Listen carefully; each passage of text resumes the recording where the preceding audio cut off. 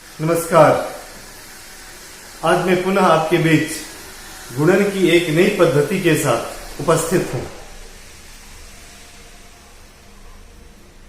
छोटी संख्याओं से या छोटी संख्याओं का आपस में गुणन करना सरल होता है। छोटी संख्याओं से तात्पर्य है ऐसी संख्या जिनका निर्माण छोटे अंकों से हुआ है, 1, 2, 3 ऐसे छोटे छोटे अंकों से।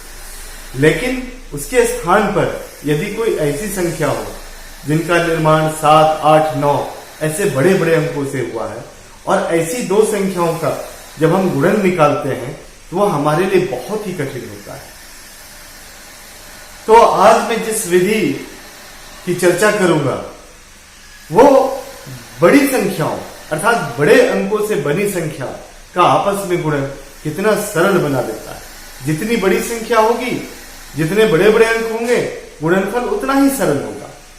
ऐसा ही नहीं, इस विधि से छोटे अंकों वाली संख्या का भी गुणनफल बिल्कुल सरल हो जाता है, दोनों एक समान होता है। तो आइए हम इस विधि को समझने का प्रयत्न करें। विधि विचलन विधि। अब आपके मन में प्रश्न उठता होगा ये विचलन क्या है। सबसे पहले हम विचलन समझ लें। हम सभी जानते हैं कि हमारा जो गणित है, जो सिस्टम है वो डेसिमल सिस्टम है, दाशमिक प्रणाली। और दाशमिक प्रणाली इसलिए है कि हमारा आधार 10 है। आधार 10 से तात्पर्य है कि 10 अंकों का उपयोग करते हैं, 0, 1, 2, 3, 4, 5, 6, 7, 8, 9। तो आधार हमारे लिए 10 है।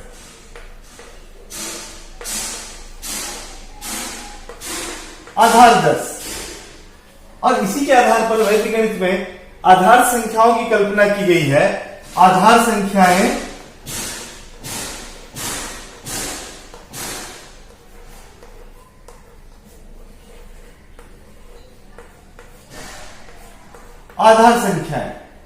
आधार संख्याएं क्या है?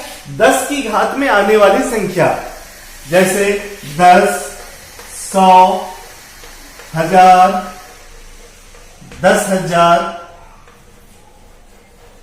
और ऐसी बड़ी संख्या। अर्थात एक पर जितना भी शून्य लगाए, 1 और 0, वो संख्या आधार संख्याएं कहलाएगी। 10 की घात की सारी संख्याएं आधार संख्याएं कहलाएगी। तो विचलन से तात्पर्य हमारा है कि आधार संख्या से डिफरेंस, अंतर, वो अंतर धनात्मक भी हो सकता है, वो अंतर ऋणात्मक भी हो सकता है। अब 8 क्या है? आधार हो जाएगा 10 या 10 से 2 कम है, तो इसका विचलन -2 हो जाएगा। 98 यह 100 के निकट है, 100 से 2 कम है, इसका हो जाएगा -2, ये भी होगा। 13 यह 10 के निकट है, इसका विचलन हो जाएगा +3। 988 यह 1000 के निकट है और इसका विचलन हो जाएगा -12। तो ये विचलन है। आधार संख्या से वह धनात्मक है या ऋणात्मक संख्या। यदि वह आधार संख्या से बड़ी है तो विचलन धनात्मक होगा, यदि वह आधार संख्या से छोटी है तो विचलन ऋणात्मक होगा। तो ये विचलन है। अब आइए इस विचलन के आधार पर हम गुणनफल ज्ञात करेंगे।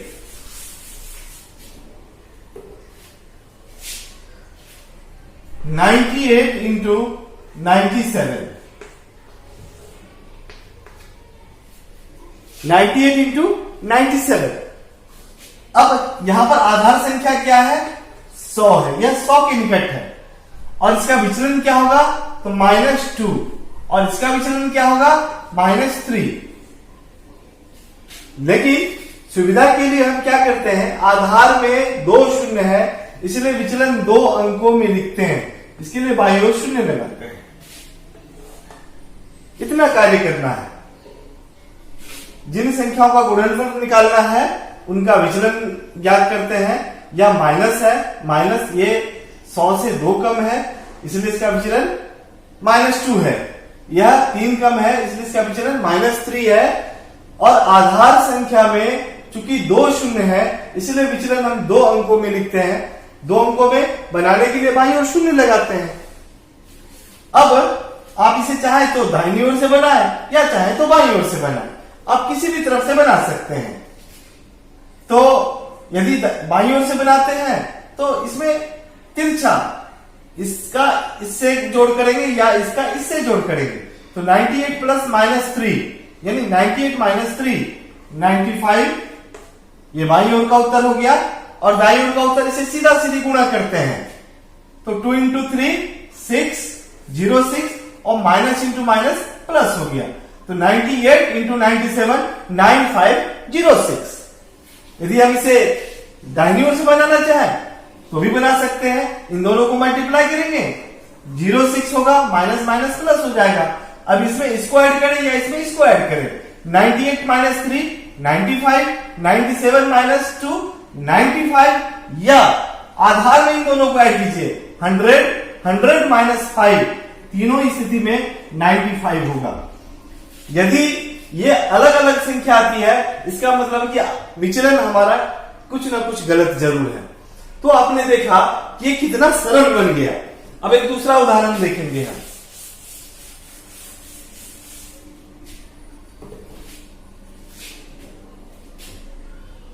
नाइन 996 998,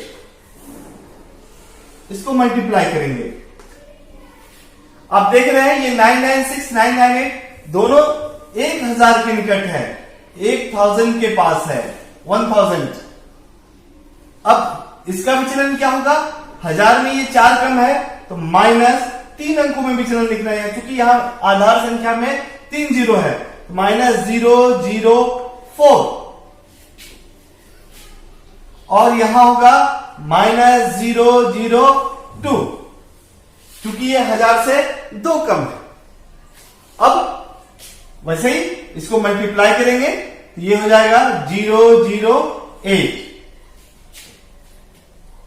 अब इसमें इसको घटाएं या इसमें इसको घटाएं, 996 माइनस 2 तो 994, 998 माइनस 4 994, तो 996 इंटू 998 994 008, ये आपका उत्तर हो जाएगा। ये तो आधार संख्या से के निकट ऐसी संख्या जिनमें बड़े बड़े अंक थे। अब आधार संख्या से बड़ी 112 गुने 103, आधार संख्या है 100, इसका विचलन हो जाएगा +12 और इसका विचलन हो जाएगा +03।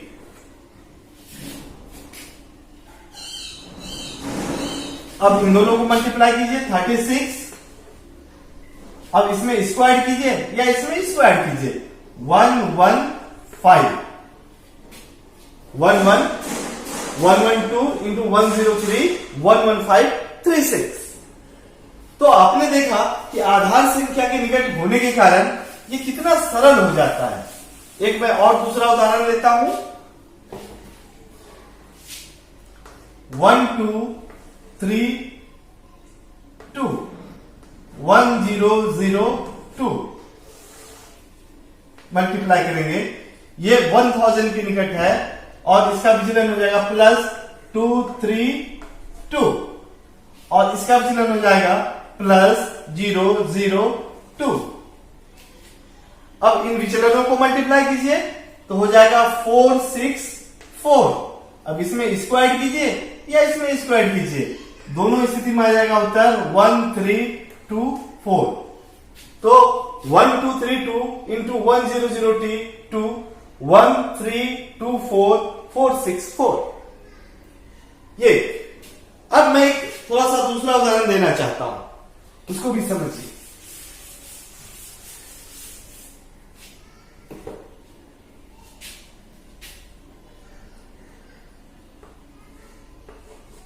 Fourteen into 13,